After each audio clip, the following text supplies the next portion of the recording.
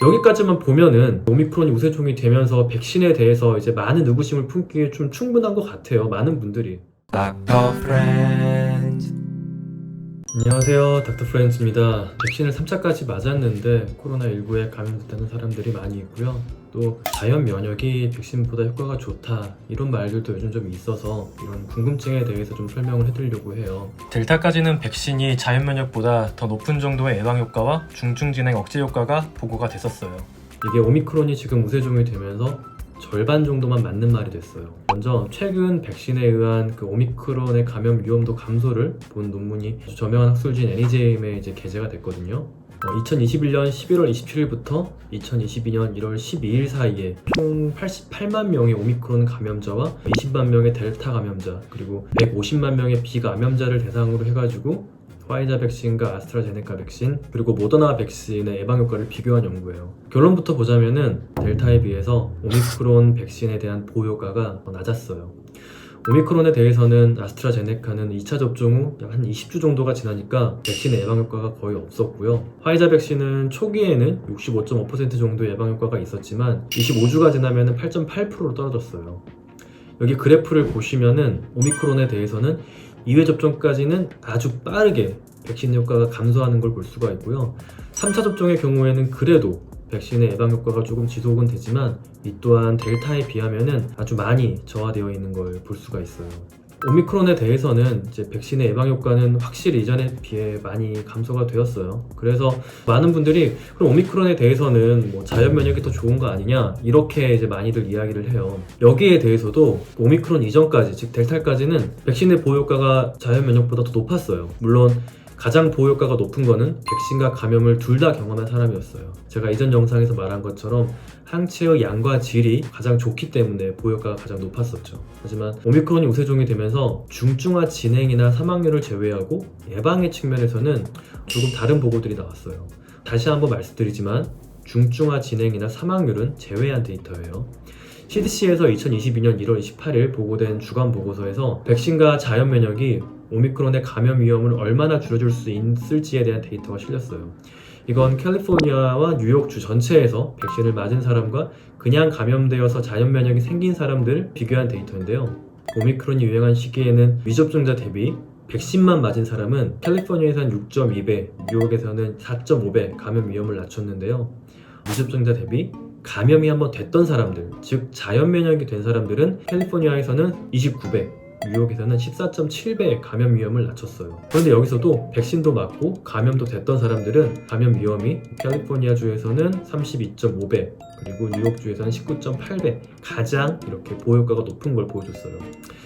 여기까지만 보면은 오미크론이 우세종이 되면서 백신에 대해서 이제 많은 의구심을 품기에 좀 충분한 것 같아요. 물론 제가 항상 말씀드리지만 백신에 부작용이 없다는 건 아니에요. 전 실제로 병원에서 백신 부작용으로 입원한 환자분들을 치료도 했기 때문에 얼마나 많은 분들이 부작용에 대해서 걱정을 하실지 알고 있고 저도 마찬가지였어요. 세상에 완벽한 약도 완벽한 백신도 없다고 저는 생각을 해요.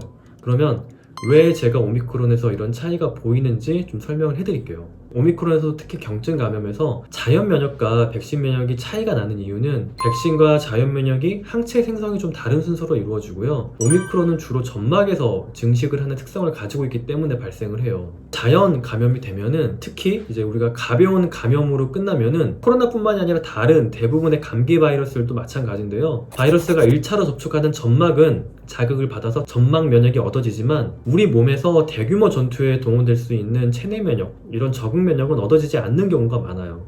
그런데 만약에 이 코로나 감염이 이 목이나 이런 점막을 넘어서서 폐까지 간다, 그럼 상황이 달라져요. 코로나19 감염자의 몇몇은 아시다시피 아주 급격한 호흡곤란을 경험해요. 저는 병원에서 코로나19로 산소 공급이 필요한 환자들을 실제로 진료해요. 그분들 중 몇몇은 40대, 50대로 비교적 젊은 사람들도 있었어요. 우리가 숨을 쉬어야 하기 때문에 폐포는 그 면적이 엄청나게 넓어요. 약 100제곱미터 정도라고 하는데요.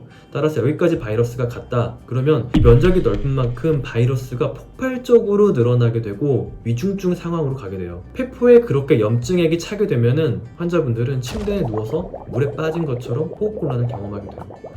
이렇게 폭발적으로 바이러스가 늘어나기 때문에 우리 체액과 바이러스의 접촉 또한 굉장히 늘어나면서 추후 재감염이 될 때 항체를 굉장히 많이 만들 수 있는 후천 면역도 우리가 얻어지게 돼요. 그런데 자연 감염 코로나, 특히 오미크론 코로나 감염인 경우 대부분이 점막에서 끝나게 돼요. 따라서 추후 위중증을 막아줄 충분한 적응 면역이 얻어지지 않을 가능성이 높게 돼요. 이건 뭐 이전 델타나 그 이전 코로나 바이러스의 감염에서도 경증으로 갔다 그러면 점막 면역은 형성이 됐지만 충분한 정도의 적응 면역은 만들어지지 않았을 가능성이 높아요. 하지만 이렇게 자연 면역이 되신 분들은 점막 면역이 활성화되어 있기 때문에 오미크론처럼 특히 점막에 감염을 많이 일으키는 녀석의 경우에는 짧은 시간 내에 아주 빠르게 오미크론을 제거할 수가 있게 되는 거예요. 근육주사를 통해서 백신을 맞은 경우에는 아무래도 이 피에서부터 이런 항체를 만들어내는 적응 면역이 활성화되기 때문에 점막 면역은 제대로 자극하지 못하는 경우가 많아요. 부스터까지 맞게 되면은 수치가 조금 늘어나긴 하지만 점막 면역은 아무래도 많이 부족해요. 대신에 자연 감염이 있었다면은 아주 위험한, 앞서 말한 정말 폐포까지 가는 그런 위험한 상황까지 가야 얻을 수 있을 정도의 후천 면역을 비교적 안전하게 얻을 수 있게 해주는 거예요. 물론 완벽한 백신은 없고 코로나19 백신의 경우에는 다양한 부작용들이 보고가 되고 있어요. 다만 코로나19가 단순 점막 감염을 넘어서서 폐로 가서 위중증으로 가게 될 가능성이 높아질 경우에 백신에 의해 활성화된 이 적응 면역이 즉각적으로 바이러스와 전투를 해줘요. 점막까지는 좀 백신에 의해 생긴 적응 면역이 조금 조용할 수가 있지만 이게 폐로 가서 바이러스가 늘어나는 상황이 된다면은 우리 몸의 적응 면역, 백신에 의해 만들어진 그 면역세포들이 굉장히 많은 항체로 바이러스와 싸울 수 있게 되는 거죠.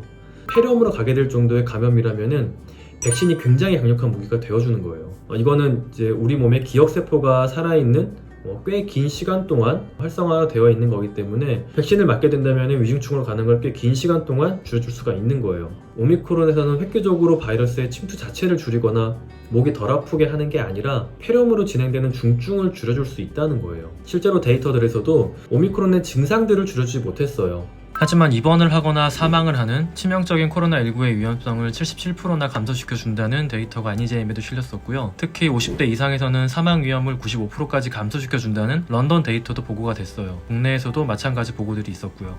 따라서 환자를 보는 의사 입장에서는 오미크론 시기에 백신은 안전벨트라고 생각을 해요. 안전벨트를 했다고 해서 사고가 나지 않는다는 건 아니에요. 다만 사고가 나도 그 충격을 줄여줄 수 있다는 거예요. 죽을 뻔한 사람이 살 수 있고 중환자실 갈 뻔한 사람이 그냥 집에서 쉬면 될 수 있게 해주는 거죠. 지금 무료계 그리고 이 사회에 중요한 건 중증 환자 수를 최대한 줄여주는 거예요. 그래서 이런 데이터들을 바탕으로 고민하고 의사들이 특히 고위험군에게 3차까지 백신 접종을 추천하는 이유예요. 중증 환자가 현 의료체계에서 감당할 수 없을 정도로 폭발적으로 늘어나게 되면 죽지 않아도 될 사람들이 너무나 많이 사망하게 돼요. 지금도 그런 일들이 현장에서 벌어지고 있고요.